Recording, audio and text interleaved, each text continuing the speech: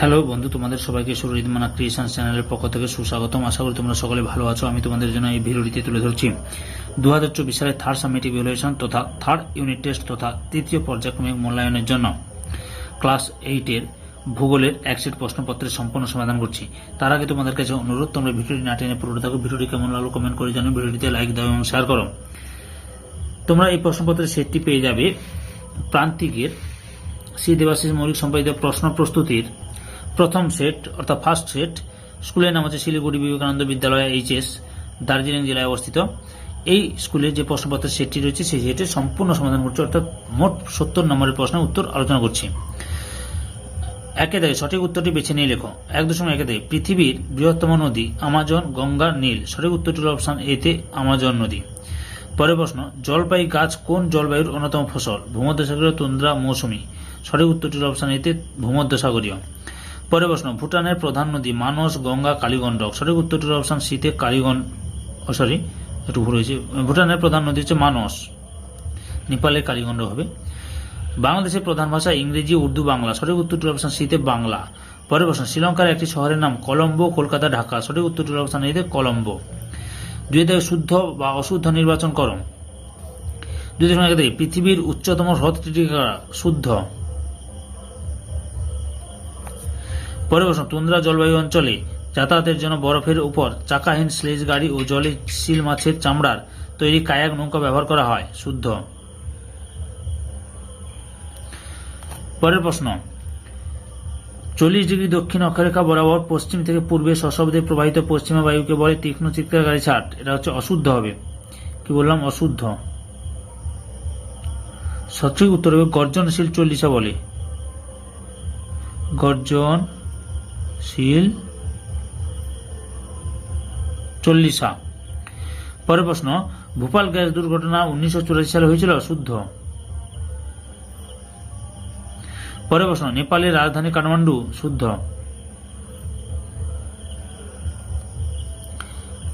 এরপরে দেখো, লক্ষ্য করো 3 দাগে টিকা লেখো যে কোনো 4টি। 3.1 ITCZ উত্তর পুরো নাম ইন্টার ট্রপিক্যাল কনভার্জেন্স জোন, আন্তঃক্রান্তীয় অভিসরণ অঞ্চল। অবস্থান 5 ডিগ্রি উত্তর থেকে 5 ডিগ্রি দক্ষিণ অক্ষরেখা পর্যন্ত। সংজ্ঞা, নিরক্ষীয় নিম্নচাপ অঞ্চলে উত্তর পূর্ব আয়নবায়ু ও দক্ষিণ পূর্ব আয়নবায়ু পরস্পরের নিকটবর্তী হয় ও মিলিত হয়, তাই এই দুই আয়নবায়ুর সমাবেশ অঞ্চলকে ITCZ বলে। বৈশিষ্ট্য, এই অঞ্চলে বায়ু উষ্ণ ও হালকা হয়ে সর্বদা উপরের দিকে উঠে যায়। বায়ু স্রোত রূপে ঊর্ধ্বমুখী প্রবাহিত হয়, বায়ুর শান্তভাব বজায় থাকে। ITCZ পৃথিবীর 3টি অংশ জুড়ে অবস্থান করছে। প্রথম হচ্ছে সবচেয়ে বড় অংশটি ভারত মহাসাগর থেকে প্রশান্ত মহাসাগর পর্যন্ত বিস্তৃত। দ্বিতীয় অংশটি আফ্রিকার পশ্চিমে আটলান্টিক মহাসাগরে, আর শেষ অংশটি দক্ষিণ আমেরিকার পশ্চিমে প্রশান্ত মহাসাগরে অবস্থান করছে। পরের প্রশ্ন, 3.2 ঘূর্ণবাত। উত্তর, সংজ্ঞা, কোনো অল্প পরিসর জায়গায় উষ্ণতা বৃদ্ধির কারণে হঠাৎ করে বায়ুর চাপ কমে গেলে সেই স্থানে শক্তিশালী নিম্নচাপ কেন্দ্রের সৃষ্টি হয়। এই বাইরের দিকে উচ্চচাপ বিরাজ করে। এই অবস্থায় উচ্চচাপ অঞ্চল থেকে এই নিম্নচাপ কেন্দ্রের দিকে বায়ু প্রবল গতি ছুটে আসে, একে ঘূর্ণবাত বলে। বৈশিষ্ট্য, ঘূর্ণবাতের কেন্দ্রে নিম্নচাপ ও বাইরে উচ্চচাপ বিরাজ করায় বায়ু প্রবাহ কেন্দ্রমুখী হয়। ঘূর্ণবাতের বায়ু প্রবাহ উত্তর গোলার্ধে ঘড়ির কাঁটার বিপরীতে বাম দিকে এবং দক্ষিণ গোলার্ধে ঘড়ির কাঁটার দিকে অর্থাৎ ডান দিকে চক্রাকারে প্রকেন্দ্রে প্রবেশ করে। ঘূর্ণবাত 2 ধরনের হয়, ক্রান্তীয় ও নাতিশীতোষ্ণ অঞ্চল ঘূর্ণবাত। ঘূর্ণবাতের বিস্তার কম অঞ্চল জুড়ে হয়। ঘূর্ণবাতের গড় গতি 160 কিমি/ঘন্টা হলেও 500 কিমি/ঘন্টা হতে পারে। ঘূর্ণবাতের কেন্দ্রে শান্ত পরিবেশ থাকে। ঘূর্ণবাত স্বল্পস্থায়ী হয়। ঘূর্ণবাতের প্রভাবে প্রবল ঝড় বৃষ্টি হয়, জীবন ও সম্পত্তির ব্যাপক ক্ষয়ক্ষতি হয়।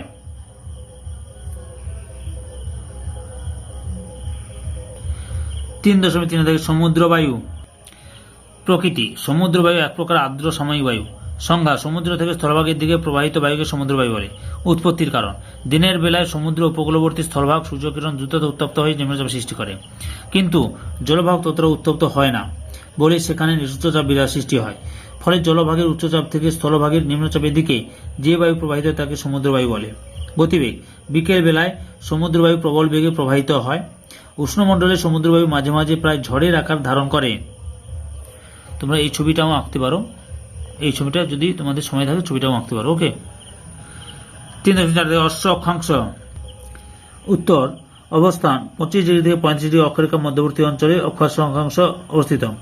নামকরণের কারণ, প্রাচীনকালে ষোড়শ শতকে পালতোলা জাহাজের যুগে কর্কটীয় ও মকরীয় শান্তবলয় দিয়ে পালতোলা জাহাজগুলি যাতায়াতের সময় সমান্তরাল বায়ুপ্রবাহের প্রভাবে গতিরুদ্ধ হতো। মধ্যপ্রাচ্য ও ইউরোপ থেকে আসা ঘোড়া ভর্তি জাহাজগুলি পশ্চিম ভারতের দ্বীপপুঞ্জ ও আমেরিকায় যাওয়ার সময় জাহাজগুলিকে দাঁড় টেনে এগিয়ে যেতে হতো, ফলে অনেক বেশি সময় লাগত। জাহাজকে হালকা করার জন্য এবং পানীয় জল ও খাদ্য মাথানোর জন্য বহু ঘোড়াকে জাহাজ থেকে সমুদ্রে ফেলে দেওয়া হয়েছিল। এই কারণে দুই ক্রান্তীয় অঞ্চল অশ্ব অক্ষাংশ নামে পরিচিত। উত্তর আটলান্টিকের কর্কটীয় শান্তবলয়ে এই ঘটনা ঘটেছিল বলে কর্কটীয় শান্তবলয়কে অশ্ব অক্ষাংশ বলা যুক্তিযুক্ত। পরিবেশ অবনমনের ফলাফল। উত্তর, প্রকৃতির উপর প্রভাব। প্রাকৃতিক সম্পদের হ্রাস। পরিবেশগত অবনমনের মধ্যে দিয়ে প্রকৃতির বুক থেকে যাবতীয় সম্পদ ক্রমশ হারিয়ে যেতে থাকে। এর ফলস্বরূপ প্রকৃতি হয়ে ওঠে নিঃস্ব এবং সম্পদহারা। দূষণ সৃষ্টি। বায়ু দূষণ। মোটর গাড়ি, কলকারখানা চালানোর জন্য জীবাশ্ম জ্বালানি, কয়লা খনিজ তেল দহনের ফলে বায়ু দূষণ বৃদ্ধি পাচ্ছে।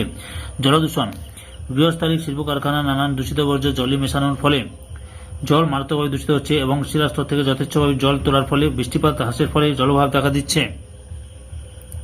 মৃত্তিকা দূষণ। জনসংখ্যা বৃদ্ধির জন্য বাড়িতে ব্যবহৃত দৈনন্দিন বর্জ্য পদার্থ, মৎস্যজাত বর্জ্য পদার্থ যথাযথ পরিত্যাগ করার ফলে মৃত্তিকা দূষিত হচ্ছে। খরা ও বন্যার প্রকোপ বৃদ্ধি। বৃক্ষচ্ছেদনের কারণে বায়ুতে কার্বন ডাই অক্সাইড বৃদ্ধি পেয়ে বায়ু দূষণ হবে। বৃষ্টিপাত হ্রাস পাবে, ফলে খরার সৃষ্টি হবে। ভূমিক্ষয় বৃদ্ধি পাবে। এই ক্ষয়িত মাটি নদীর তলদেশে সঞ্চিত হলে নদীর গভীরতা হ্রাস পাবে, ফলে জলের পরিমাণ বাড়লে নদীতে বন্যা দেখা দেবে।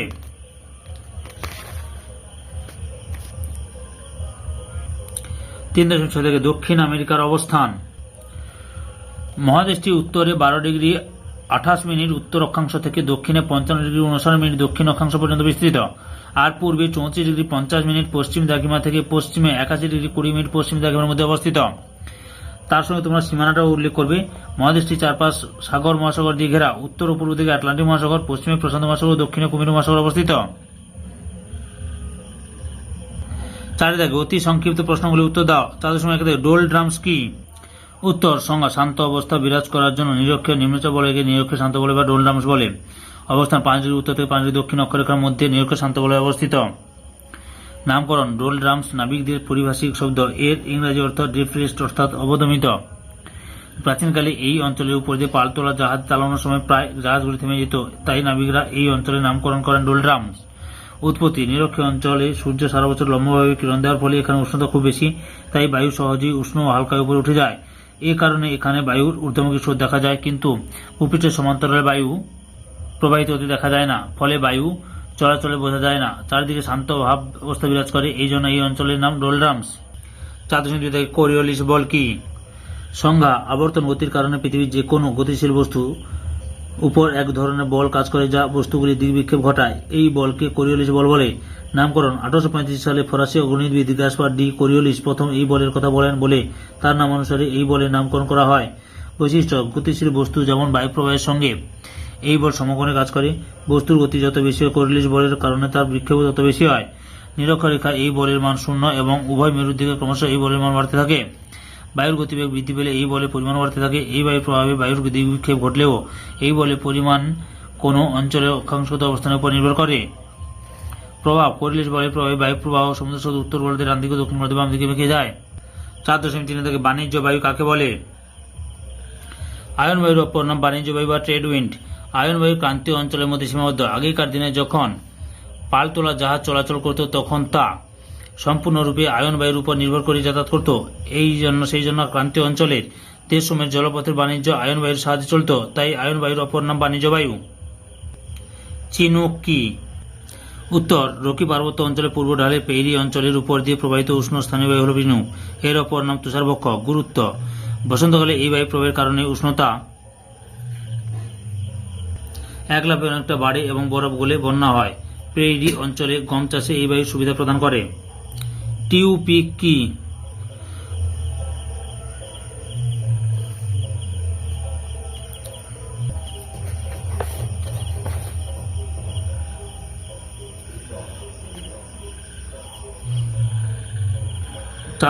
ইগলু কি? উত্তর, এস্কিমোদের শীতকালীন ওল্টানো গামলা বা জামবাটির মতো গোলাকার ঘরগুলির নাম ইগলু। এস্কিমোরা দীর্ঘ শীতকালে প্রচন্ড ঠান্ডার হাত থেকে রক্ষা পাওয়ার জন্য পর্বতের আড়ালে চওড়া পাথরের দেওয়াল দিয়ে ঘর নির্মাণ করে। একটি ইগলুর উচ্চতা প্রায় 4 মিটার এবং দৈর্ঘ্য 12 থেকে 14 মিটার। গোলাকার এই ঘরগুলিতে কোনো জানালা থাকে না। একটি ছোট নিচু দরজা থাকে, যার মধ্য দিয়ে হামাগুড়ি দিয়ে ঘরে প্রবেশ করতে হয়। ঘরের মধ্যে ঠান্ডা হাওয়া যাতে প্রবেশ করতে না পারে তার জন্য বিশেষ ব্যবস্থা রাখা হয়।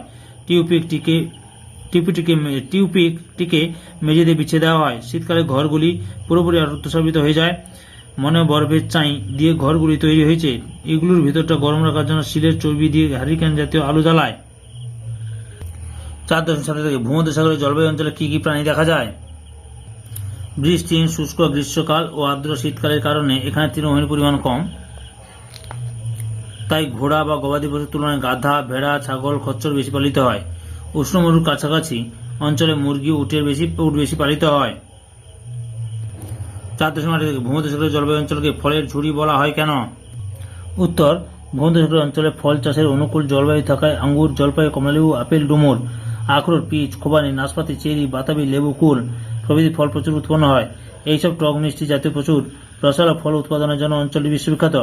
সেই কারণে ভূমধ্যসাগরের অঞ্চলকে প্রাকৃতিক ফল ভাণ্ডার বা পৃথিবীর ফলের বাগান বা পৃথিবীর ফলের ঝুড়ি বলা হয়। 4.9 থেকে 22 ব্যালট সূত্রটি লেখো।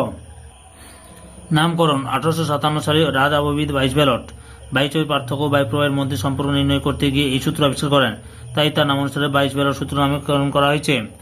সূত্র: 22 ব্যালট সূত্র অনুসারে উত্তর গোলার্ধে বায়ু যে দিক থেকে প্রবাহিত হয় সেই দিক পিছন ফিরে দাঁড়ালে বাম দিক অপেক্ষা ডান দিকে অধিক বায়ুচাপ অনুভূত হয়, অর্থাৎ ডান দিকে উচ্চচাপ ও বাম দিকে নিম্নচাপ হয়। দক্ষিণ গোলার্ধে এর ঠিক বিপরীত অবস্থা লক্ষ্য করা যায়। 4.10 থেকে জীবাশ্ম কি? উত্তর, সংজ্ঞা: জীবাশ্ম সমান জীব যুক্ত অশ্ব। জীব অর্থাৎ যার জীবন আছে এবং অশ্ব শব্দের অর্থ শিলা বা প্রস্তর। কোন জীব দেহ শিলায় পরিণত হলে বা প্রস্তরীভূত হলে তাকে জীবাশ্ম বলে। উৎপত্তি: সমুদ্রগর্ভের স্তরে স্তরে পলি সঞ্চিত হওয়ার সময় অনেক উদ্ভিদ ও প্রাণী দেবাশিস স্তরের মধ্যে চাপা পড়ে যায়। কালক্রমে পলিস্তর জমাট বেঁধে শিলায় পরিণত হওয়ার সময় এগুলি প্রস্তরীভূত হয়ে জীবাশ্মে পরিণত হয়। একমাত্র পাললিক শিলায় দেখতে পাওয়া যায়। 5 দাগের রচনা প্রশ্নের উত্তর দাও। 5.1 থেকে পৃথিবীর চাপ বলয়কে কয়টি ভাগে ভাগ করা যায় ও কি কি চিত্র সহকারে বলয়গুলি চিহ্নিত করো। পরে প্রশ্ন: নিরক্ষীয় জলবায়ু অঞ্চলের অবস্থান ও জলবায়ুর বৈশিষ্ট্য সম্পর্কে যা জানো লেখো। 5.3 থেকে মৌসুমী জলবায়ু অঞ্চলের অবস্থান ও বৈচিত্র্য সম্পর্কে লেখো। 5.4 থেকে পরিবেশ অবলম্বন বলতে কি বোঝো? পরিবেশ অবলম্বনের প্রাকৃতিক ও অপ্রাকৃতিক কারণগুলি আলোচনা করো। পম্পাস অঞ্চল সম্পর্কে যা জানো লেখো। দক্ষিণ আমেরিকার নিরক্ষীয় জলবায়ু চিরহরিত অরণ্য এবং সাভানা জলবায়ু, সাভানা তৃণভূমির অবস্থান, জলবায়ুর বৈশিষ্ট্য ও স্বাভাবিক উদ্ভিদের বৈশিষ্ট্য উল্লেখ করো। পরে প্রশ্ন: দক্ষিণ আমেরিকা মহাদেশের জলবায়ুর বৈচিত্র্যের কারণ উল্লেখ করো। আগ্নেয় শিলা কাকে বলে? আগ্নেয় শিলা শ্রেণী বিভাগ করে বিস্তারিত আলোচনা করো। অর্থাৎ 5 দাগে যে 8টি প্রশ্ন রয়েছে, এই 8টি প্রশ্নের উত্তরের লিঙ্ক এই ভিডিও ডেসক্রিপশনে দেওয়া থাকবে, সেখানে ক্লিক করে দেখে নাও। আরেকবার বলছি, 5 দাগে যে 8টি প্রশ্ন রয়েছে বড় প্রশ্ন, এই বড় প্রশ্নগুলির উত্তরের লিঙ্ক এই ভিডিও ডেসক্রিপশনে দেওয়া থাকবে, সেখানে ক্লিক করে দেখে নাও। সম্পূর্ণ ভিডিওটি দেখার জন্য তোমাদের সবাইকে অসংখ্য ধন্যবাদ।